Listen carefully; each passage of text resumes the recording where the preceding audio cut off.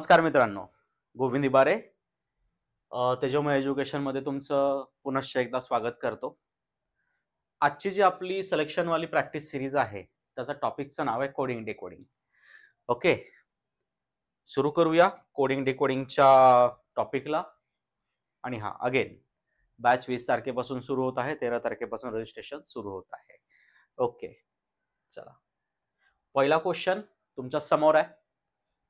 In a code language, claim is written as a OAV, then armed ला कसं लिहिणार? What is the code for arm? बरोबर आहे. सांकेतिक भाषेत क्लेम CLAIM ला कोड केलाय OAV म्हणून. तर आर्मला ARMED ला काय कोड केला असेल? पहिल्यांदा काय बघूया कोड कशा पद्धतीने केलाय. पोझिशन ऑफ अल्फाबेटचा काहीतरी घोळ आहे ते बघून घेऊया. सी किती आहे? 3 आहे. एल किती आहे? 12 आहे. 1 आय 9 आणि एम 13. बरोबर आहे. ओ किती वर आहे? 15 वर आहे. इथं ए 1 वर आहे आणि व्ही किती वर आहे? व्ही 22 वर आहे. बरोबर आहे. मग याच्याहून काही आयडिया लागतंय का? सिंपलची गोष्ट आहे, बघूया. 3 आणि 12 15 म्हणजे काय बनलाय? या दोघांच्या बेरजेनी ओ बनलाय. ए ला ए ऍज इट इज घेतलाय. 9 13 22 9 13 22 या दोघांच्या बेरजेनी काय बनलाय? 22 बनलाय, व्ही बनलाय. बरोबर आहे. मग आर्म या दोघांची बेरीज इथं 1 आहे आणि आर 18 आहे म्हणजे कोण येणार? 19 नंबर. 19 ला कोण आहे? यस. बरोबर आहे. 19 ला कोण आहे? यस. आता पहिल्यांदा जेव्हा लॉजिक कळतं ना त्याच्यानंतर ऑप्शन वर बघायचं. त्याच्यानंतर टाइम वेस्ट करायचा नसतो. 36 सेकंडच्या फॉर्मॅट मध्ये जेव्हा तुम्ही 36 सेकंडचा पेपर सोडवता तेव्हा टाइम वेस्ट या टाइपच्या क्वेश्चन मध्ये जास्त वेळ करायचा नाही. पहिल्यांदा इथं यस वाले जर 3-4 ऑप्शन असले असते तर मी पुढच्या ऑप्शनला गेलो असतो, पण मला आता पुढच्या ऑप्शनला जायची गरज नाहीये. बरोबर आहे. यस इथं पहिल्यांदा येणार आहे तर यस वाला एकच ऑप्शन आहे, तेवढ्याला टिक करेल मी, पुढे जाईल. बरोबर आहे. यम आणि आय काढत बसणार नाही. जर काढलं तर आन्सर येणारच आहे, पण वेस्ट कशाला करायचा टाइम? हा पहिला कॉन्सेप्ट याच्यामध्ये शिकायचा आहे. चला नेक्स्ट क्वेश्चन कडे जाऊया. चला दुसऱ्या प्रॉब्लेम कडे जाऊया. गार्मेंट ला पर्टिक्युलर एका संख्येमध्ये कोड केलाय तर आपल्याला दुसऱ्या शब्दाचा काय विचारलाय? कोड विचारलाय. आता गार्मेंटला कसं कोड केलाय हे पहिल्यांदा फाइंड आउट करून घेऊया.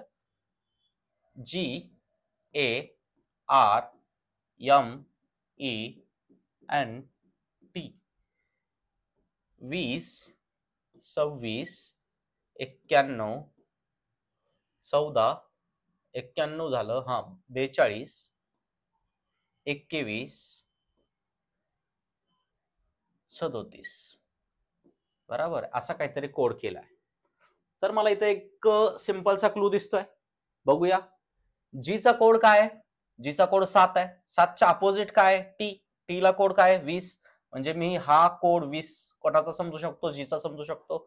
ए च्या अपोजिट कोण आहे? झेड आहे. झेडचा कोड किती आहे? 26. आर च्या अपोजिट कोण आहे? आय आहे. आयचा कोड किती आहे? 9. बरोबर आहे. एम च्या अपोजिट एन आहे. एन चा कोड किती आहे? 14. बरोबर आहे. मग ई च्या अपोजिट कोण आहे? ई च्या अपोजिट व्ही आहे. बरोबर आहे. व्ही चा कोड किती आहे? 22. ई चा कोड किती आहे? व्ही चा कोड किती आहे? 22. म्हणजे हा 22 कोड ई चा झाला. एन च्या अपोजिट कोण आहे? एम. एन कोड कोणाचा झाला मग? 13. बरोबर आहे. टी. टी च्या अपोजिट कोण आहे? टी च्या अपोजिट वापस जी आहे. बरोबर आहे. मग जी चा कोड किती आहे? तर 7 आहे. जी चा कोड किती आहे? तर 7 आहे. मग टी चा कोड काय झाला? 7 झाला. मग आपल्याला याचा कोड काढायचा आहे. आय च्या अपोजिट काय ते बघा. आय च्या अपोजिट आहे आर. आर ला किती कोड आहे? 18. मग 18 असणारे माझ्या इथं 2 ऑप्शन्स आहेत. ओके, मग आता ऑप्शन वाईज जायचं. मग 18 तर कोड गेलाय. चला 18चा तर कन्सर्न संपला. बरोबर आहे. मग इथं 13 दिसतंय, 13 दिसतंय म्हणजे पुढचं अक्षर चेक करायचंय का? नाही. इथं 32 दिसतंय, इथं 23 दिसतंय. बरोबर आहे. एक थोडंसं डोकं लावलं तर 32 कोणाचा कोड असणार नाहीये, तरी पण बघूया. बरोबर आहे. डी चा कोड काय येईल इथे? डी चा कोड काय येईल ते 23 येईल. मग आन्सर काय येईल? चौथं, ना की तिसरं. याला अशा पद्धतीने रिड्यूस पॅटर्नने जायचं असतं. पूर्ण कोड काढत बसायचं नाही. एकाचा कोड कळाला की दुसऱ्याचा कोड त्याला वेस्ट करायचा नाही टाइम. बघा, रोमनला काहीतरी कोड केला, IFDAE म्हणून कोड केलाय.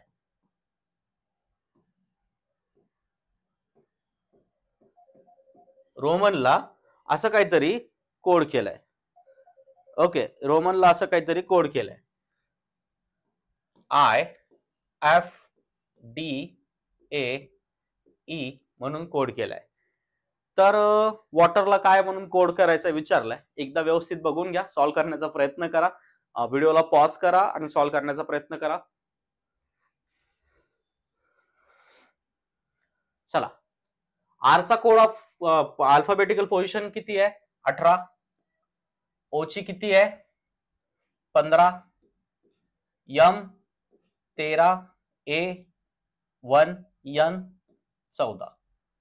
आता काय केलं असेल कोड करताना? यांचं पण पोझिशन ऑफ अल्फाबेट कळायला पाहिजे आपल्याला. काहीतरी हिंट लागेल. आय किती आहे? 9. एफ 6. डी 4. ओके, ए 1 आणि ई किती आहे? 5. काही कन्सन लावता येतोय का? सिंपलची गोष्ट आहे बघा. काय केलं आहे? 18 म्हणजे 1 + 8 9. 15 1 + 5 6. बरोबर आहे. 13 1 + 3 ला 4 केलाय. 1 ला 1च ठेवलाय म्हणजे इथं काय केलं असणार आहे? 1 + 0, अदरवाइज 0 + 1 1. 1 ला 1च घेतलाय. आणि या 14चं केलंय 1 + 4 5, दॅट इज दॅट 5. ओके, या पद्धतीने याचा कोड केलाय. ओके, म्हणजे वरचं जे आहे, वरचं जे अल्फाबेट्स आहेत त्यांच्या नंबर्स पोझिशन ऑफ अल्फाबेट मधले काय केले? त्या नंबर्सची बेरीज केली आणि जी बेरीज येईल त्या बेरजेचा पोझिशन ऑफ अल्फाबेट जो असेल, अल्फाबेट जो असेल त्यांना इथं कोड म्हणून कन्सिडर केलाय. आता वॉटर साठी काय? डब्ल्यू साठी किती आहे? 23 आहे. बरोबर आहे. डब्ल्यू साठी किती आहे? 23 आहे. म्हणजे 3 आणि 2 5. 5 ला कोण येणार आहे? ई येणार आहे. बरोबर आहे. म्हणजे ई किती ठिकाणी येते? 2 ठिकाणी आहे. बरोबर आहे, 2 ठिकाणी आहे. आता पुढचा शब्द आहे ए. ए ला एच कन्सिडर राहणार आहे. ए ला किती राहणार आहे? 0 + 1. बरोबर आहे. ए ला एच कन्सिडर होणार आहे. ई ए वाले एकच ऑप्शन आहे आपल्याकडे, चौथं म्हणजे बी चुकीचं आहे. ओके, चला पुढच्या क्वेश्चन कडे जाऊया. एकदा सोडवण्याचा प्रयत्न करा.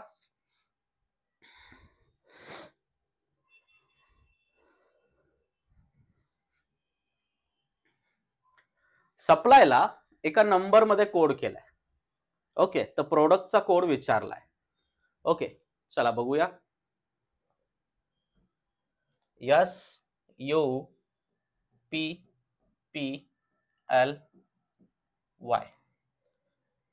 याला कोड केलाय 19 42 16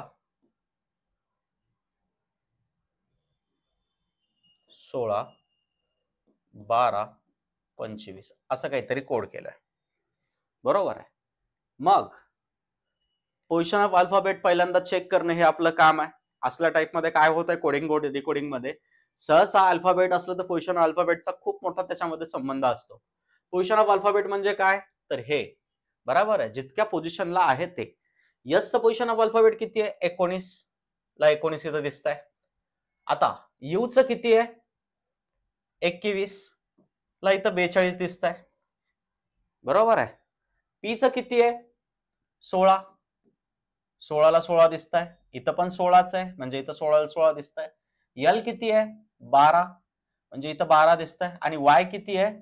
25 इथं 25 दिसत आहे. झाला बदल फक्त एकाच ठिकाणी. कुठे? या ठिकाणी. बाकीचं सेमच आहे. बाकी तर सेमच आहे. मग याच्यावरून काय कळालं की यू हे काय? यू हे वॉवेल आहे, स्वर आहे. स्वर असेल तर यांनी काय केलंय?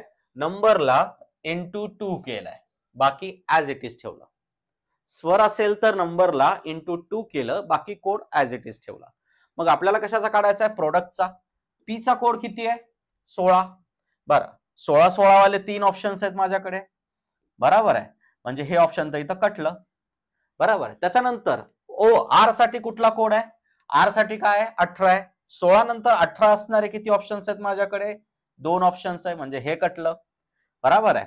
त्याच्यानंतर ओ ओ ओ साठी कोड किती आहे? 15. पण हे आहे वॉवेल. हे काय आहे? वॉवेल. म्हणजे 15चं काय होईल? डबल होईल, 30 होईल, बरोबर आहे. म्हणजे इथं 15च आहे, इथं 30 आहे.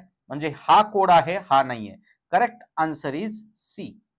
Correct answer is C. Reduce करत जायचं, पूर्ण कोड काढत बसायचा नाही. चला नेक्स्ट क्वेश्चन पहा, सोडवण्याचा प्रयत्न करा.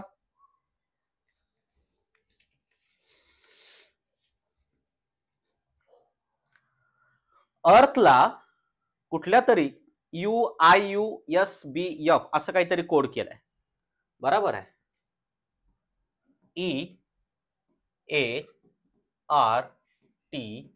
EARTH ला कोड केलाय IUSBF म्हणून, बरोबर आहे.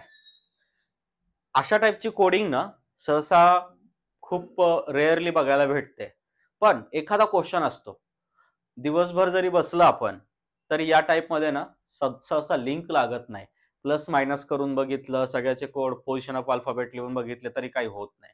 मग काय नेमकं काय झालेलं असेल? तर याच्यामध्ये काय झालेलं आहे बघा एकदा. या अर्थला ना रिव्हर्स ऑर्डर मध्ये लिहिलं, HTRA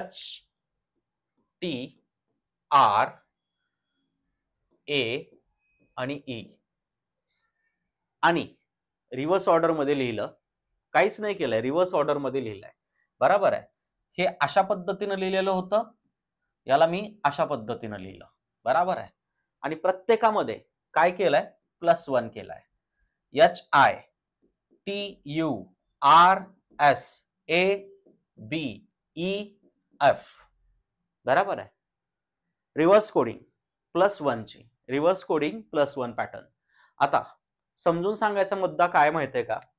परीक्षेमध्ये या टाईपच्या याला इगो नाही करायचा.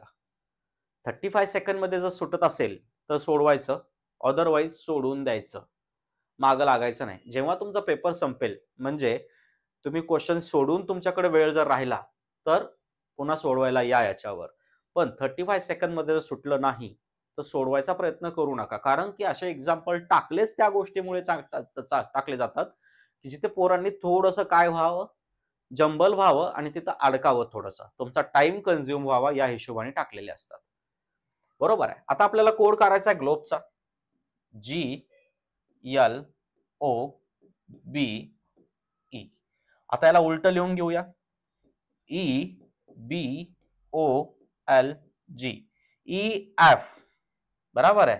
F पासून तिन्ही कोड सुरू होत आहेत, बरोबर आहे. EF पासून तिन्ही कोड सुरू होत आहेत. BC, मग C इथे एकाच ठिकाणी आहे, मग पुढचं चेक करायची गरज नाहीये मला, बरोबर आहे. पुढचं चेक करायची गरज नाही, आन्सर इज डी. चला पुढच्या क्वेश्चन कडे जाऊया. क्वेश्चन व्यवस्थित पाहून घ्या.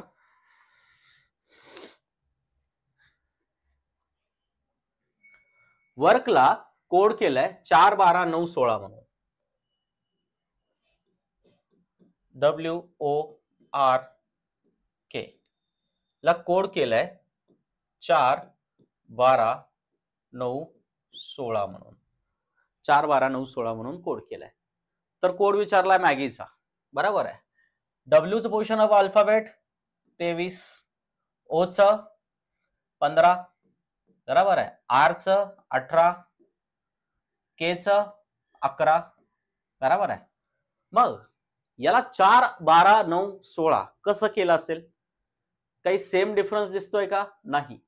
मी जर 27 वजा 23 केले तर 4 येणार आहे.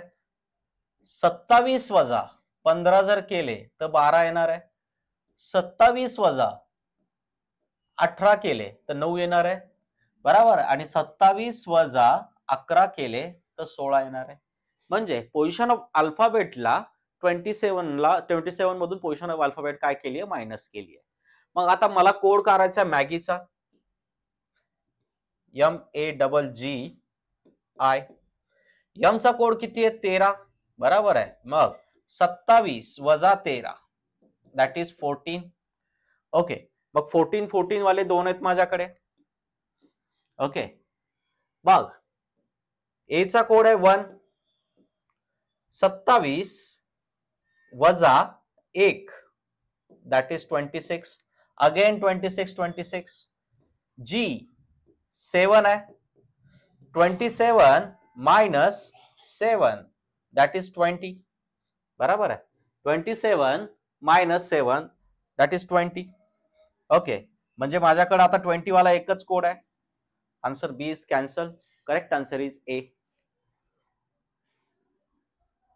चला नेक्स्ट क्वेश्चन वर जाऊया. क्वेश्चन वाचून घ्या व्यवस्थित. चला जाऊया 7व्या क्वेश्चन कडे. पहा, काही वर्ड्स दिलेले आहेत आणि त्याच्या समोर त्याचे कोड्स दिलेले आहेत, बरोबर आहे. तर तुम्हाला त्यांना कंपेअर करून खालीलपैकी कुठलं विधान बरोबर आहे हे पाहायचं आहे, बरोबर आहे.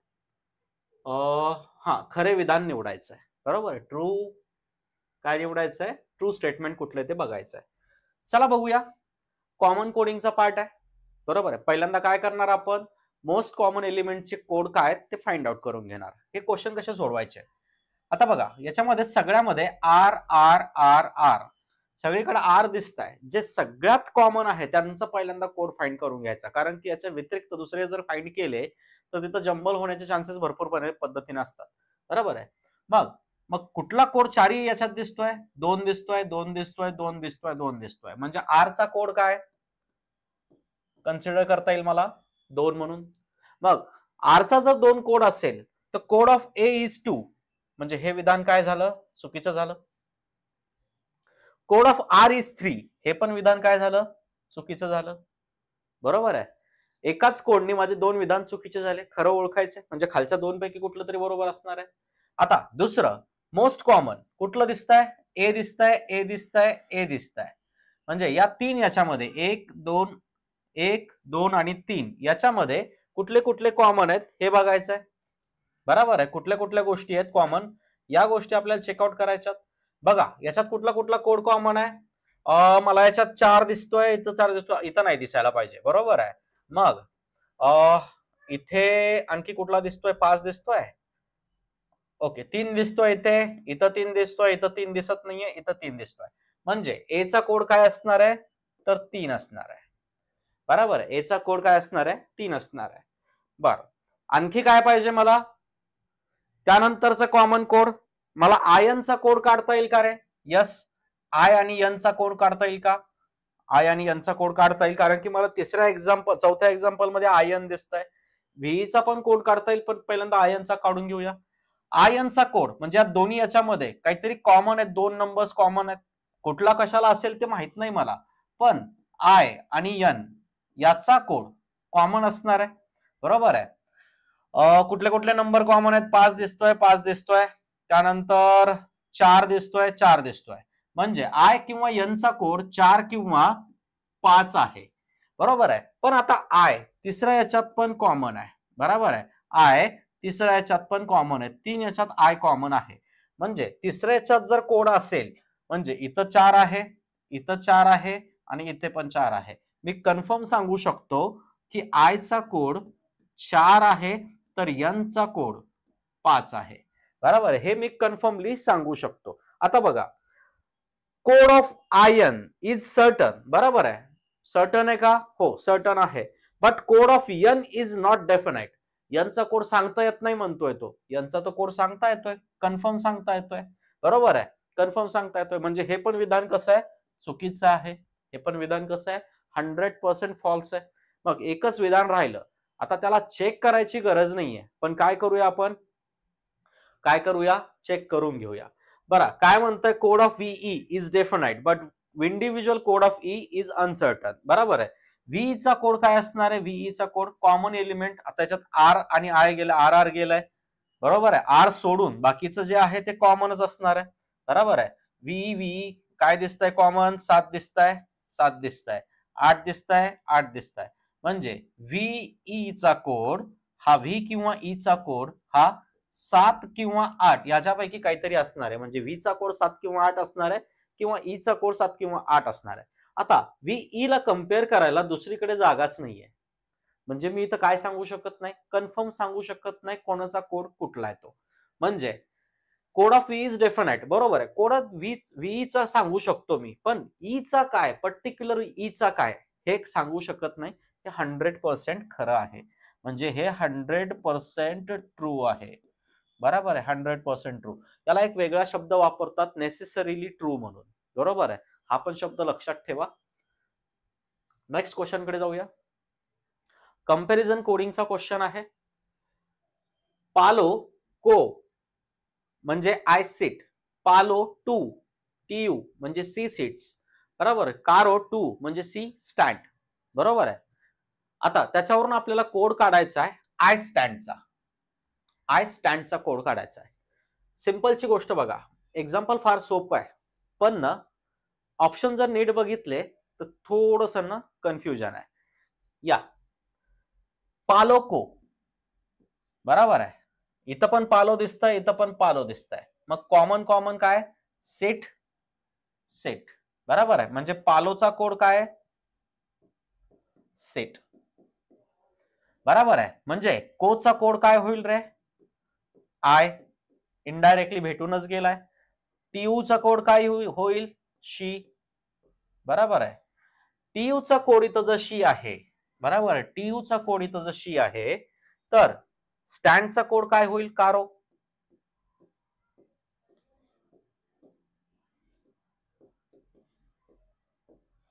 आता मला जो प्रश्न विचारलाय आय स्टँड, बरोबर आहे, आय स्टँड याचा कोड काय होईल.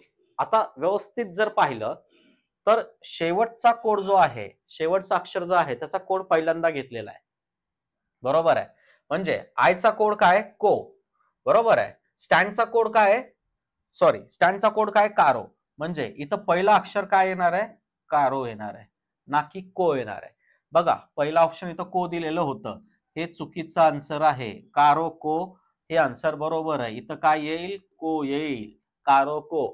म्हणजे एक नजर चुकी आणि तुमचं आलेलं आन्सर चुकणार आहे, बरोबर आहे. दुसरं नाही, आन्सर तिसरं येणार आहे. कन्फर्म आन्सर काय येणार आहे, तिसरं येणार आहे.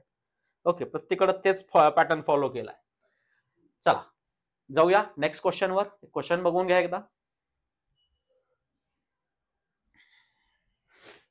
चला, झेड ला 2197 असं कोड केलंय, आर ला 729 असं कोड केलंय. मला दोन्ही संख्येकडे बघितल्यावर ना काहीतरी आठवतं, क्यूब्स आठवतात, बरोबर आहे.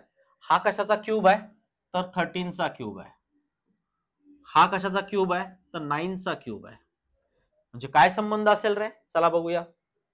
झेड चा position of alphabet 26.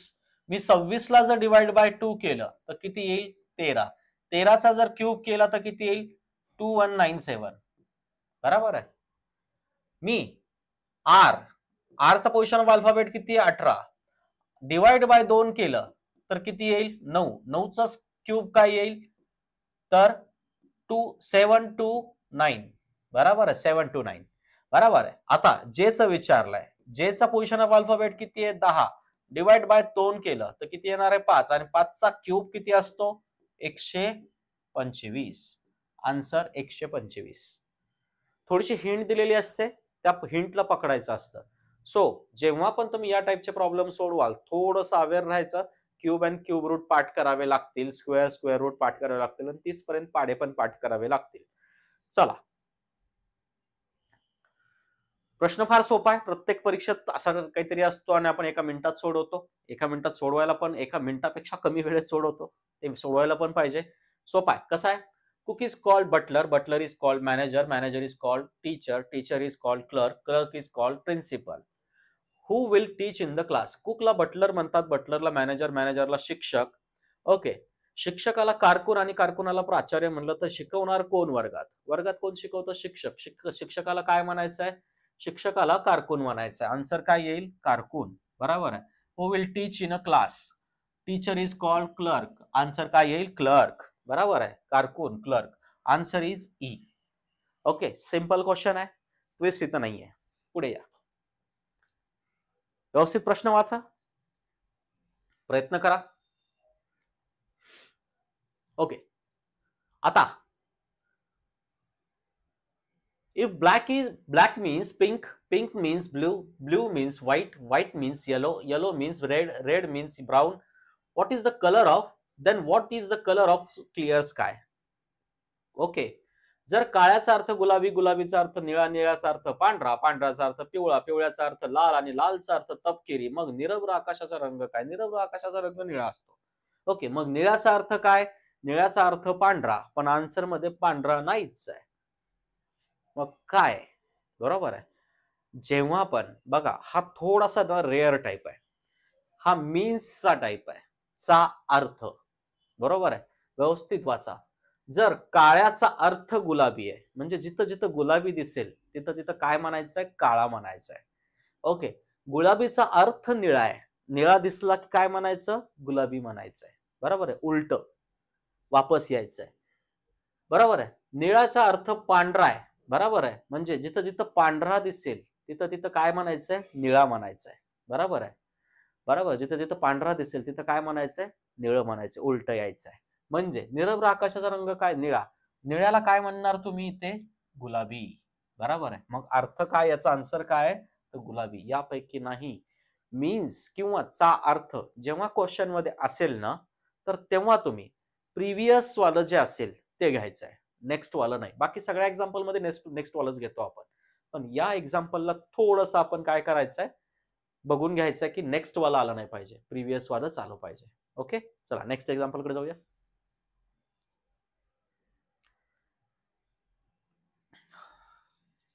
In a certain code, रेनला काय लिहिलंय? ऍज इट इज कोडिंग आहे, RAIN. ओके. रेनला काय लिहिलंय? $8% 6, म्हणजे R चा कोड, A चा कोड, I चा कोड, N चा कोड. मोरला कोड काय केलाय? MORE 7#8 code for remain REMAIN चा कोड काढायचा आहे. बरोबर आहे. R 8, E @ M 7, A $, I % आणि N 6. बरोबर आहे. इथं गडबड काबर नाही करायची बघा. बरोबर. Correct answer is 8. गडबड काबर नाही करायची, पूर्ण कोड काबर चेक करायचा. कोड जरी असले तर पाचवा ऑप्शन नन ऑफ दीज आहे दिलेलं, म्हणजे एक जरी कोड चुकलेला असला, बरोबर आहे, तर आन्सर काय होईल? नन ऑफ दीज होईल. जेव्हा जेव्हा नन ऑफ दीज असेल क्वेश्चन मध्ये, ऑप्शन मध्ये नन ऑफ दीज दिसेल, तेव्हा या टाईपच्या क्वेश्चन मध्ये पूर्णला पूर्ण कोड चेक करायचा, एकट्यावर थांबायचं नाही, कम्पेअर करून नाही थांबायचं. ओके. चला last question, I think so. Yes. याला काय म्हणतात? Conditional coding. बघा, वाचूयात. खालील तक्त्याचा अभ्यास करा आणि दिलेल्या डेटाचा विचार करा. बरं, काही कंडिशन दिलेलं आहे. If the second from the first as well as second from the last element is even, their code will be interchange. आपल्याला काहीतरी इथं एलिमेंट दिलेले असतील. यस, आपल्याला इथं एलिमेंट दिलेला आहे. ओके. काय दिलेला आहे? U 4 T 2 R. बरोबर आहे. मग पहिली कंडिशन काय म्हणतीये? जर पहिल्या घटकातील दुसरा आणि शेवटच्या घटकातील दुसरा सम असल्यास, म्हणजे हे दोन नंबर पहिल्यात पासून दुसरा आणि शेवट पासून दुसरा हे सम असल्यास, ओके, त्यांचे कोड बदलल्या जातील. म्हणजे आता 4 चा कोड काय? डॉलर आहे, म्हणजे डॉलरचा कोड किती येईल? इथं येईल. आणि 2 चा कोड काय आहे? 2 चा कोड इक्वल टू आहे, इक्वल टू कुठं येईल? इथं येईल. बरोबर आहे. बदलले जातील. बर, बदलले. आता दुसरी अट पाहू. If the first element is vowel, first element vowel आहे का? Yes, U. बरोबर आहे, यू हे वोवेल आहे. And last element consonant, last element consonant आहे का? यस, आर कॉन्सनंट आहे. Both of these element have to be coded as A, या टाईपच्या सिम्बल मध्ये कोड करायचा आहे. बघा, जर पहिला घटक स्वर असेल आणि शेवटचा घटक व्यंजन असेल तर दोन्ही घटकांना या टाईपच्या कोडमध्ये, या सिंबल मध्ये काय करायचंय, कोड करायचा आहे. म्हणजे इथं पण काय येईल, हे सिंबल येईल आणि इथं पण काय येईल, हे सिंबल येईल. ओके, तिसरी कंडिशन वाचूया. If the first element is consonant, पहिला एलिमेंट कन्सोनंट आहे का नाही, म्हणजे ही कंडिशनच लागत नाहीये. बरोबर आहे. आता मग बाकीचा कोड ऍज इट इज, तीचा कोड काय, तर तीचा कोड इथं काय दिलेला आहे, तर हा दिलेला आहे. म्हणजे आपला आन्सर काय, अशा टाईपचा आन्सर असेल. मग आन्सर कुठं येत आहे बघा, आन्सर कुठं येत आहे, यस, इक्वल टू, हा, answer is A, answer is ए. तर आजचं कोडिंग डिकोडिंगचं हे सेशन संपलेलं आहे. ओके, नेक्स्ट सेशन मध्ये आणखी काहीतरी नवीन घेऊन येतोय. ओके, प्रॉब्लेम समजले असतील व्यवस्थितपणे, याची पीडीएफ तुम्हाला टेलिग्राम ग्रुपला दिसेल. टेलिग्राम ग्रुप जॉईन करा, त्याच्यावर तुम्हाला पीडीएफ आहेत, नवीन काहीतरी गोष्टी आहेत तिथे पण. बरोबर आहे, तिथं पण एक नवीन सिरीज सुरू होईल काही दिवसातच, 1-2 दिवसात तिथे पण सिरीज सुरू होईल. त्याच्यामध्ये तुम्हाला प्रिव्हियस इयरचे क्वेश्चन्स, वेगवेगळे क्वेश्चन्स तिथे तुम्हाला दिले जातील विथ आन्सर्स सोडवायचे तुम्हाला. मग ते पर्टिक्युलर एका एक्झामचे नाही आहेत, त्यात SSC, banking, railways, MPSC, UPSC सगळ्याचे मिक्सअप क्वेश्चन आहेत. टॉपिक वाईज क्वेश्चन्स दिले जातील तिथे सोडवायला ऍज अ क्विज फॉर्मॅटमध्ये. ओके, ते तुम्हाला येणाऱ्या भविष्यात तुमच्या ज्या परीक्षा असतील त्याला तुम्हाला ते फायदेशीर होईल. टेलिग्राम चॅनल जॉईन करा. ओके, त्याच्यावर तुम्हाला वेगवेगळ्या आणखी काही क्विजेस, आणखी काही शॉर्ट व्हिडिओज तुम्हाला तिथं दिसतील, जे युट्यूबला सहसा प्रसिद्ध होत नाहीत, ते तिथं तुम्हाला दिसतील. छोटे छोटे व्हिडिओज असतील. ओके, धन्यवाद. तेजोमय एज्युकेशन मध्ये तुमचं हार्दिक स्वागत आहे. आणखी एकदा रिमाइंडर करून देतो, 20 तारखेला बॅच सुरू होतीये. ओके, आणि 13 तारखेपासून रजिस्ट्रेशन, मंडे पासून रजिस्ट्रेशन सुरू होत आहेत. ओके, धन्यवाद.